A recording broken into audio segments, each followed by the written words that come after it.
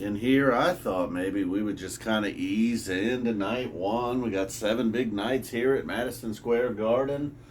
And perhaps that's what they were thinking with Evening Song, but then they quickly aborted that plan with this Wave of Hope. Now, once again, earlier in the summer, it was the second song of the night. I believe followed Cars, Trucks, and Buses that night, and it kind of exploded. So it's another one of these songs, and wasn't just like some tinkering around, wasn't just a whole bunch of Trey. I mean, there was a lot of Trey, don't get me wrong, but all four guys just finding the groove early on in the night in the Wave of Hope jam. So again, another one of the new songs. I was mentioning yesterday in a video, like they could probably do a show of only songs from 2014 until now, and I was like, oh no, I was a little worried that perhaps that's where we were headed. Although this was absolutely amazing. And then no, we get into Cover Town. We got one cities this summer, but felt like we got a little shortchanged on that cities. But no, they were ready this time out with this cities. And right after the big Wave of Hope, you wouldn't expect much, but it's like, all right, here we are, night number one. They are ready to jam.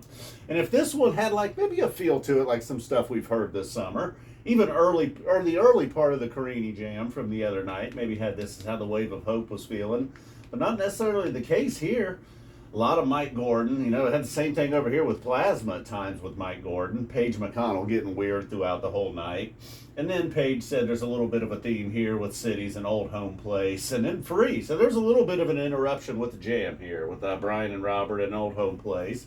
Because then Free, like, it continues to just be one of their hottest songs. But following this duo here, didn't seem like it was able to quite compete. And then Brian and Robert, perhaps a signal. We've got an Evening Song making a debut this summer. Brian and Robert making its debut. My Soul been sound checked almost every time.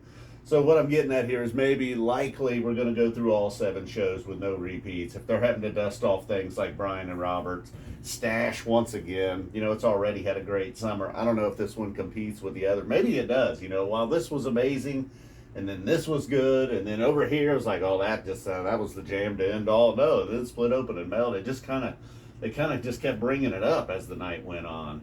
And so then we get more over here opening up the second set. My Soul, like I mentioned, ending the second set. They've ended the second sets either with big giant jams, Hall of Famers, or just little rockers like this, I guess you could perhaps throw My Soul into Chomper Town if it was played more often, but it's not. It could roam right there with Possum and Julius, perhaps, but just rare enough to keep it out of Chomper City.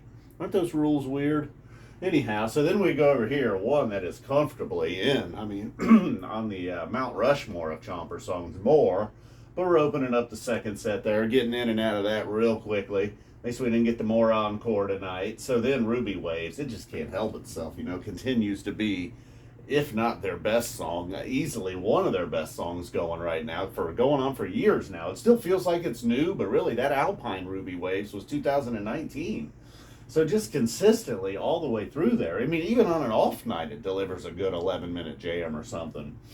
Don't know where this one clocked in. The Wave of Hope may have been at 20 minutes or so. A little bit, got jammed up a little bit on the freebie on YouTube for the live stream. I think it just kind of abruptly started. So you actually got 2, including the Wave of Hope. Not the case in the second set if you're a freebie on YouTube. I like to tune in for the freebies on YouTube. Why not? Just to see what's going on. And then it's usually just total madness. I don't even know why.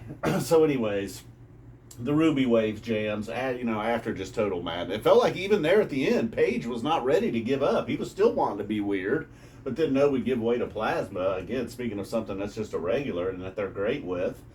And then this one, a little bit, like I said, and been kind of teased earlier, Mike and Paige a lot on the Simple. Not to shortchange the Plasma, but where are we going? Oh yeah, we need to get going here.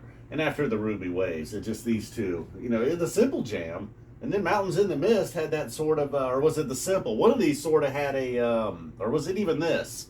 Should have marked it down here. Almost had like a wingsuit jam going on. I think it might have been Simple. You know what I mean? Did anybody else hear that? And then there was a couple times it almost felt like, and somewhere in this trio of these three jams, there was like a Beneath a Sea of Stars. Maybe that was Mountains in the Mist. I kind of like that. I sort of dig that style of jamming from Trey. And then Split Open and Melt. My God, it is easily the best song they got going with the lights right now. For the current lights and Split Open and Melt, just a perfect mix. One, and then music, a lot of times it's just a little bit too chaotic for me recently over the last, few tours or whatever it's been, a couple of years, I guess. But tonight the music was just, it was, while it was still madness, there was a little method there to it. And then, just once again, the lights kind of taking over. Ending the set that way. I believe it ended the first set the first time. It really blew my mind with the lights, and it's just I know I said it that night. I don't want to carry on too much again about the lights, but just being on couch tour and getting your mind blown by the lights is something else. And then the Good Times Bad Times encore, and that was it. Felt like maybe the shortest show as far as time on stage. The first set right at about a minute and hour and 15. Just a one song encore. So, wrapping up night one. So, to recap the recap, we had some jam interruptions with like Brian and Robert. Started out, it was a weird start. I like Evening Song. Had even called for Evening Song a few times and some picks, but Old Home Place, okay, we got to play some bluegrass. If it's anything like the Baker's Dozen, they'll sneak in a bluegrass song every night. So I don't know, Paige mentioned that the mission here was to play some new stuff. I guess Wave of Hope. It's not really new anymore, though. Evening Song, not really new anymore. But 6 more shows to go. I don't really know if they eased right into it. All this stuff was real good, too. I don't know why we're lacking so much red there. The mountain, somebody picked me up there, too. Where was the Wingsuit Jam? I thought they were going into Wingsuit. Speaking of songs that have been missing with all the new stuff. All right, so I don't know. I mean, this was awesome. This was awesome. This was awesome. I don't know. This was awesome. I don't really know which one. We got the Four Corners. The Four Corners of Greatness from the Phish. Night 1, Madison Square Garden. We were supposed to ease into this thing, and I'm going wild at the end. All right, guys. Boom. We're out of here.